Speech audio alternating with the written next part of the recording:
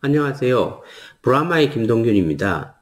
저와 저의 강의 브라마에 대해서는 별도의 영상으로 소개해 드리도록 하겠습니다. 브라마에서는 여러 가지 주제를 다루려고 하는데요.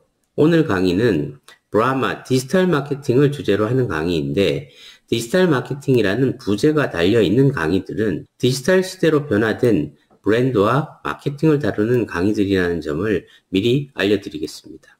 디지털 마케팅을 부제로 한 강의들에서 디지털로 변화된 브랜드와 마케팅을 다루려면 우선 디지털로 변화된 마케팅 환경을 이해하는 것이 우선이라고 생각해서 브라마 디지털 마케팅 첫 강의 주제로 디지털은 어떻게 마케팅을 바꿔놓았는가를 선택했습니다. 자, 그럼 강의를 시작하겠습니다. 이번 강의는 글로벌 기업의 경영자이자 세계에서 가장 변혁적인 마케팅 리더라고 알려져 있는 라자 만나르라는 사람이 쓴 퀀텀 마케팅에서 주장하는 마케팅의 패러다임의 변화에 기반을 두고 강의를 전개하겠습니다. 라자 만나르는 마케팅이 진화해서 이제 5번째 패러다임에 와 있다고 주장을 합니다. 그가 주장하는 마케팅의 첫 번째 패러다임은 우수한 제품의 특성을 중심으로 경쟁 제품과 차별화하는 시대였습니다. 마케팅은 경쟁이 시작되면서 본격적으로 관심을 갖게 된 학문입니다. 그런데 경쟁이라는 것은 사고자 하는 제품의 수보다 판매하고자 하는 제품이 많을 때 일어납니다. 즉, 경제학적 용어로 보면 수요보다 공급이 많을 때 발생하는 현상이죠. 반대로 수요가 공급보다 많을 때는 사려는 사람들 간의 경쟁은 발생을 하지만 판매하는 사람, 즉 기업 간의 경쟁은 발생하지 않습니다. 사실 기업 간의 경쟁이 바로 마케팅을 활용하는 거거든요.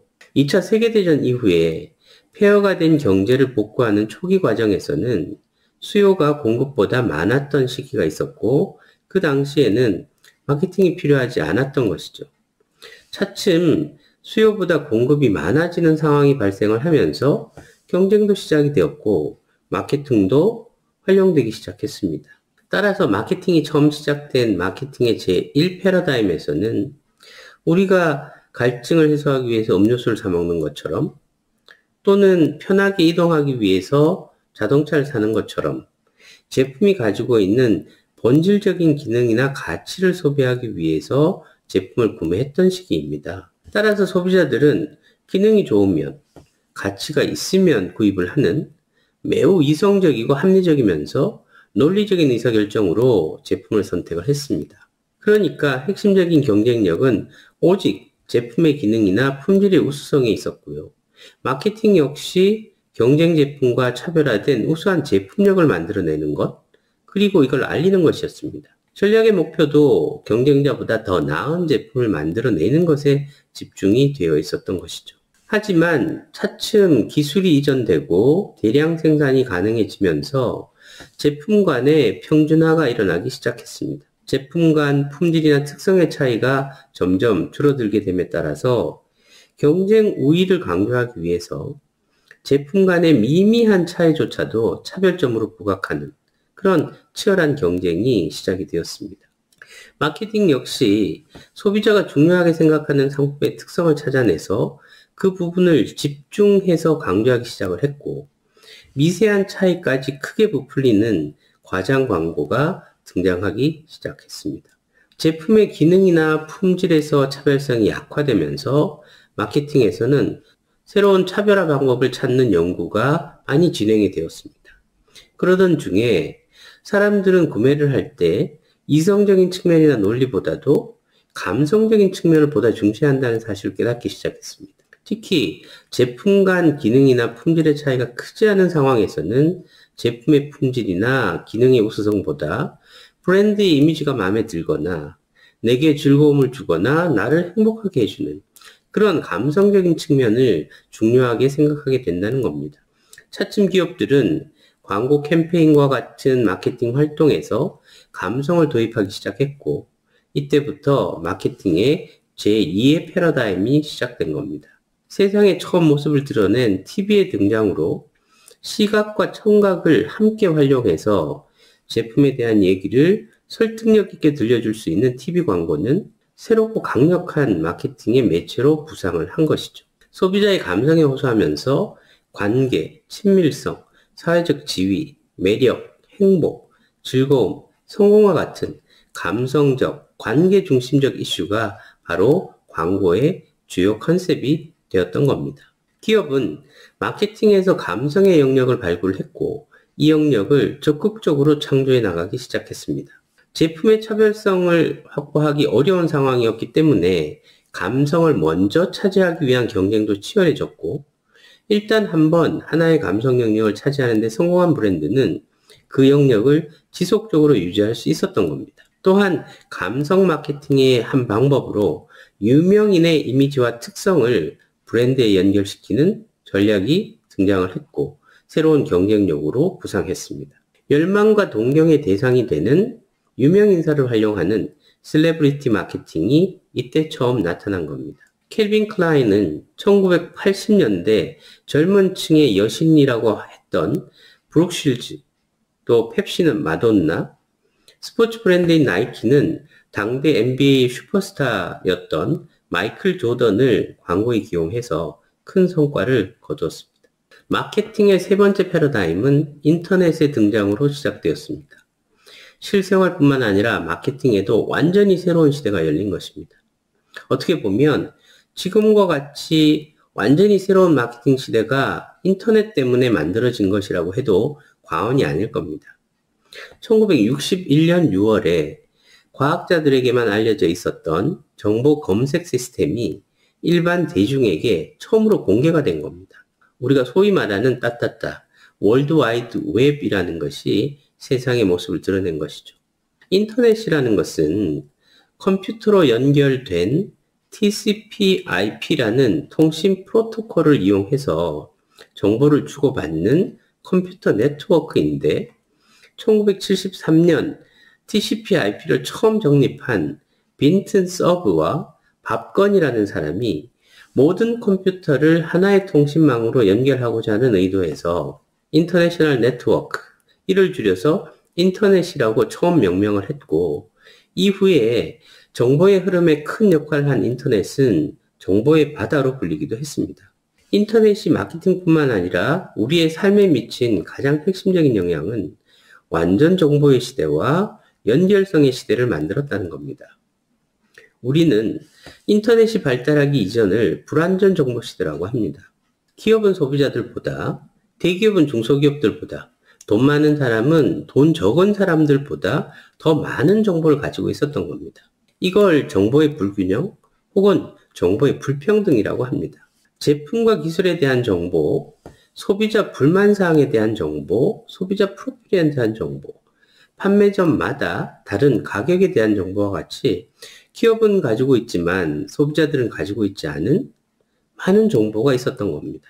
따라서 기업은 이러한 정보의 우위를 활용해서 소비자와의 거래 관계에서 주도권을 질 수가 있었던 것이죠. 소비자들은 정보의 한계로 인해서 불이익을 받을 수밖에 없는 그런 환경이었습니다. 그리고 어쩌다가 소비자가 특별한 경로를 통해서 정보를 취득하게 되는 상황이 있다 하더라도 이러한 정보를 다른 소비자들에게 전달해 줄 수단과 방법이 없었던 겁니다. 인터넷이 발달하면서 소비자들을 서로 연결해 주었기 때문에 소비자들이 자유롭게 서로 정보를 주고받게 됨에 따라서 이러한 정보의 불균형과 불평등은 차츰 사라지기 시작했습니다. 따라서 인터넷은 연결의 시대, 완전 정보의 시대를 열었다고 할 수가 있습니다. 소비자들은 인터넷으로 서로 연결되어 있기 때문에 집단성까지 갖게 되면서 차츰 거래상에서 주도권이 기업에서부터 소비자에게로 넘어가게 되었습니다. 연결성을 가지고 있었기 때문에 소비자들은 정보의 공유를 통해서 여론을 형성할 수도 있었고 집단적 행동까지 할 수 있었기 때문에 기업이나 브랜드와의 거래 관계에서 주도권을 가질 수 있게 된 것입니다. 이러한 주도권의 이전으로 인해서 마케팅에는 완전히 새로운 환경이 만들어졌다고 볼 수 있습니다. 1994년 10월 12일 핫와이어드라는 이름의 디지털 거래 정보 사이트가 AT&T, 볼보, 클럽메드, 스프린트, IBM과 같은 각기 다른 12개의 브랜드의 광고를 동시에 한 화면에다 띄웠습니다. 이게 바로 최초의 배너 광고의 등장이었고, 이로써 디지털 마케팅이 세상의 모습을 드러낸 것이었죠. 이렇게 디지털 마케팅이 등장을 하자 마케팅과 광고, 미디어와 관련된 모든 것이 순식간에 바뀌었습니다. 마케팅은 이전과 완전히 다른 모습으로 바뀌게 된 것이죠. 마케팅 측면에서 볼 때 소비자들이 인터넷에 남겨놓은 많은 콘텐츠와 행적들은 또 다른 역할을 하게 됩니다. 소비자들의 관심과 의도가 무엇인지, 그들이 어떤 태도를 가지고 있고 어떤 행동을 하는지, 이러한 콘텐츠와 행동의 분석을 통해서 마케터들이 그들을 더 잘 이해하는 데 크게 도움을 주었습니다. 이러한 소비자 이해를 바탕으로 해서 정확한 타겟팅뿐만 아니라 그들에게 올바른 메시지, 말하자면 right 메시지를 right time, right place에 효율적으로 전달해 줄 수 있게 해 주었던 겁니다. 또한 다양한 영역에서 데이터를 이용하는 마케팅의 새로운 길을 열어주었다고 볼 수 있습니다. 데이터를 활용하는 기술이 발달하면서 개인 맞춤화가 가능하게 되었고, 상품이나 서비스의 개인 맞춤화뿐만 아니라 퍼스널 마케팅도 급속도로 확산이 되었습니다. 마케팅의 네 번째 패러다임은 소셜미디어의 탄생과 스마트폰의 탄생으로 시작이 되었습니다. 먼저 소셜미디어는 하버드 대학교 학생이었던 마크 주커버그가 2004년 2월 4일 더 페이스북이라는 이름으로 본격적으로 서비스를 시작을 했습니다. 원래 하버드 대학교 사이트 게시판이었던 것을 수정해서 만들었다고 하죠. 처음에는 하버드 대학생만 사용할 수 있게 하다가 스탠퍼드, 콜롬비아, 예일 대학까지 확대를 했고, 차츰 아이비리그의 대학들, 그 다음에 뉴욕에 있는 대학들, 점차 미국과 캐나다 대부분의 대학으로 확대가 됐고, 2005년부터는 고등학교에까지 확대가 됐답니다. 2023년 7월을 기준으로 볼 때 세계 인구의 60%가 SNS를 사용하고 있었고, 그 중에 페이스북이 가장 인기 있는 SNS였다고 합니다. 제4의 마케팅 패러다임의 또 하나의 주역은 스마트폰인데요. 1992년에 이미 미국에서는 스마트폰이 처음 손을 보였으나 대중화되지를 못했다고 합니다. 하지만 2007년 6월에 스티브 잡스가 내놓은 아이폰이 출시가 되면서 휴대전화의 개념이 완전히 바뀐 것이죠. 아이폰은 지난 10년간 전 세계에 13억 대가 팔렸고, 애플이 아이폰으로 올린 매출은 8천억 달러, 우리나라 돈으로 910조 원으로서 역사상 가장 성공적인 전자제품이라고 합니다. 또한 소셜 네트워크의 등장이 우리의 삶에 큰 변화를 일으켰는데, 가장 대표적으로는 인터넷으로 연결된 소비자들이 더 자주 더 많은 정보와 콘텐츠를 주고받게 함으로써 연결성이 더 강화가 되었고, 수많은 콘텐츠를 생성하고 이를 주변으로 확산할 수 있는 기반이 만들어진 거죠. 이렇게 연결성이 강화됨에 따라서 집단성과 상호작용성도 더 강화가 되었습니다. 스마트폰의 등장은 이동성을 만들어냈습니다. 마케팅에서도 이동성이라는 개념이 생겨나게 된 것이죠. 언제 어디서나 인터넷과 SNS를 사용할 수 있게 되었기 때문에 많은 콘텐츠들을 만들어낼 수도 있었고, 이러한 콘텐츠들을 SNS를 통해서 주변으로 빠르게 확산할 수 있었기 때문에 콘텐츠의 시대를 만들어낸 겁니다. 이동성은 연결성과 함께 마케팅과 마케팅 환경에 커다란 변화를 만들어냈습니다. 소셜미디어와 이동성이 더해지면서 마케팅 환경은 완전히 변하게 된 것이죠. 스마트폰을 신체의 일부라고 할 정도로 하루 종일 스마트폰을 끼고 사는 그런 방식으로 소비자의 삶이 완전히 바뀌었고, 이에 따라서 마케팅의 방법도 완전히 새롭게 변화시켰습니다. 먼저 스마트폰으로 인해서 소비자들은 언제 어디서나 인터넷과 SNS에 접근할 수 있게 되었기 때문에 마케팅 관점에서도 언제 어디서나 소비자에게 다가갈 수 있는 환경이 마련이 된 것입니다. 이러한 변화는 마케팅의 방법과 범위를 엄청나게 확대시켰습니다. 또한 모바일의 기술이나 실시간 위치 기술, 그리고 소셜미디어 플랫폼과 같은 그러한 기술들이 소비자들을 상호 연결해서 세대 간의 차이와 거리적 장애를 무너뜨렸고, 세대, 지역, 그리고 문화를 초월한 마케팅이 가능하게 해 주었던 것입니다. 이러한 마케팅의 변화는 우리 소비자의 역할을 바꿔놓았습니다. 경쟁의 미래를 쓴 프랄라드 교수에 따르면 디지털 시대 이전의 개인은 정보가 부족하고 다른 개인과 커뮤니케이션 할 수단이 없었기 때문에 고립된 개인이었다고 한다면, 인터넷과 모바일의 발달로 인해서 서로 연결된 개인이 되었다고 하고요.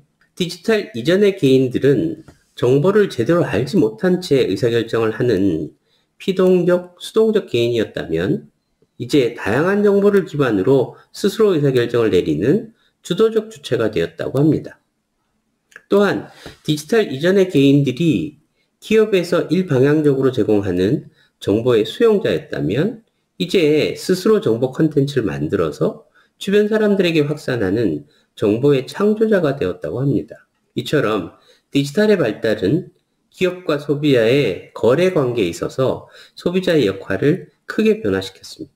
인터넷으로 서로 연결이 되고 정보의 공개로 투명해진 환경이 되었기 때문에 시장을 주도하는 힘이 기업에서 연결된 소비자로 이동하고 있습니다. 연결성과 정보의 투명성이 강화되면서 특정 집단만 소유하던 기득권과 정보로 인해서 특정 집단에게만 주어져 있던 권력은 다수의 사람과 집단으로 이동을 하고 있고 점차 다차원적인 힘의 구조로 변화하고 있는 것입니다. 초강대국에서 신흥국가로, 대기업에서 혁신기업으로 힘과 경쟁력이 분산되고 있습니다. 기업의 경쟁력 또한 기업의 규모나 기득권의 이점을 기반으로 한 수식적 관계에서 관련 기업이나 소비자들과 수평적으로 연결해서 서로 협력하고 공동으로 가치를 창조하며 자체 개발보다는 외부 소싱을 이용해서 효율성을 더 강화하는 그러한 방향으로 관련 기업 간, 기업과 소비자 간 수평적 구조로 변화하고 있습니다. 기업의 경쟁력 원천이 변하고 있다는 겁니다. 강력한 힘을 가진 고객 커뮤니티가 형성이 되고 개인의 기업뿐만 아니라 연결된 주변 사람의 영향을 받고 그들의 선택을 따르는 경향이 강화되고 있어서 사회적 모임의 영향력이 중요한 의사결정이 원천이 되는 경우가 많아졌습니다. 개인의 의사결정에서도 개인이 많은 정보를 갖게 됨에 따라 개인이 스스로 의사결정할 것으로 보이지만 대부분의 의사결정은 사회적, 집단적 의사결정이 되고 있습니다. 마케팅 역사상 가장 중요한 게임 체인저는 연결성이라고 합니다. 그렇다면 이 연결성이 왜 그렇게 중요한 의미를 가질까요? 이렇게 연결성을 중요하게 평가하는 이유는 바로 상호작용성이라는 것과 공동창조라는 것을 촉발시켰기 때문입니다. 연결성은 상호작용에 소요되는 시간과 비용을 현저하게 줄여놓았습니다. 온라인과 모바일을 통해서 손쉽게 연결이 되기 때문에 이러한 상호작용의 활성화는 기존의 경쟁기업 간에, 기업과 협력업체 간, 혹은 기업과 소비자 간, 온라인과 오프라인 간 경계와 장벽을 무너뜨렸습니다. 이러한 경계와 장벽이 붕괴된 이유는 정보의 공유를 통해서 상호 이해가 넓어졌고 상호 협력의 기회가 많아졌고 상호 협력이 용이해졌기 때문입니다. 현대자동차와 SK가 전기차 배터리로 상호 협력 관계를 구축을 했고 삼성전자와 로봇 제조업체들 간의 반도체로 서로 협력 관계를 구축했습니다. 이처럼 이종 산업 간에 공동의 새로운 가치를 창조하고 있다는 것입니다. 또한 온라인 서점으로 탄생한 아마존은 서점뿐 아니라 유통업계에 새로운 방향을 제시하기도 했고요. 동영상 스트리밍 서비스 회사인 넷플릭스는 비디오 대여와 관련된 사업뿐만 아니라 디지털 콘텐츠 사업에도 크게 영향을 주고 있습니다. 산업 간의 경계가 무너지고 있는 것이죠. 또한 연결성과 상호작용으로 인해서 상호협력과 공동창조의 중요성이 부각되고 있습니다. 기업들은 과거에 내부에만 의존해왔던 기술 개발과 혁신을 이제는 외부와 협력해서 공동으로 만들어가고 있습니다. 이처럼 기업이 외부 전문가들과 협력해서 새로운 가치를 창출하는 개방적 혁신, 즉 오픈 이노베이션이라는 것은 이미 오래전부터 선도 기업들이 활용해 오던 새로운 가치 창조의 방법이었습니다. P&G는 오래전부터 C&D, Creative and Develop이라는 오픈 이노베이션 조직을 가지고 국립연구소, 외부의 스타트업, 대학들과 전략적으로 제휴해서 꾸준히 개방적 혁신 활동을 해왔습니다. 저도 미국 유학 시절에 P&G의 연구 자금을 받아서 박사학위 연구를 했습니다.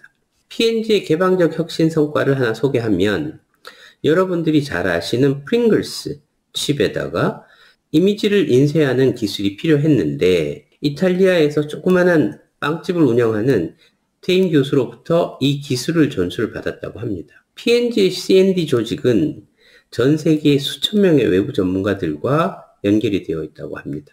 오픈 이노베이션의 영역 중에서 기업이 소비자나 고객들과 협력을 하거나 그들의 아이디어를 활용하는 것을 공동 창조라고 하는데요. 스타벅스는 2008년부터 마이 스타벅스 아이디어라는 사이트를 통해서 소비자들의 아이디어를 모집을 했는데 사이트에서 제공하는 정보에 의하면은 사이트가 오픈된 지 5년 만에 15만 개의 아이디어가 접수가 되었고 그 중에 277개의 아이디어가 실제 구현이 돼서 일상에서 활용되고 있다고 합니다. 예를 들면 매장에서 무료로 와이파이를 사용할 수 있는 그런 아이디어, 커피가 식지 않게 꽂아두는 스플래시 스틱 같은 것이 바로 코크리에이션으로 수집된 소비자들의 아이디어였다고 합니다. 이처럼 인터넷과 디지털이 만들어 놓은 연결성은 다양한 상호작용과 이를 통한 다양한 협력 그리고 공동창조의 시대를 열었다는 점에서 매우 중요한 의미를 갖습니다. 요약해보면 디지털은 인터넷, SNS 그리고 스마트폰을 통해서 정보, 연결성, 이동성, 데이터를 제공을 했고 상호작용성, 참여, 상시 접근성 등을 만들어냈고 이들은 완전 정보의 시대, 소비자 주도의 시대, 정보 창조의 시대, 컨텐츠의 시대, 공동 창조의 시대, 그리고 개인 맞춤화 시대를 만들어내서 우리의 삶과 마케팅 환경을 완전히 새로운 모습으로 바꿔 놓았습니다. 자, 이제 이 강의의 결론을 확인할 시간이 된 것 같습니다. 디지털은 마케팅을 어떻게 바꿔 놓았는가라는 이슈를 풀고자 했던 이번 강의의 결론은 디지털이 마케팅을 완전히 새로운 마케팅으로 바꿔 놓았다라는 것으로 결론 지을 수 있을 것 같습니다. 이번 강의는 이것으로 마치도록 하겠습니다. 다음 브라마 디지털 마케팅 강의에서는 이 강의와 연결된 이슈로 디지털 마케팅의 핵심은 무엇인가에 대해 알아보려고 합니다. 여러분들의 많은 관심 부탁드립니다. 감사합니다.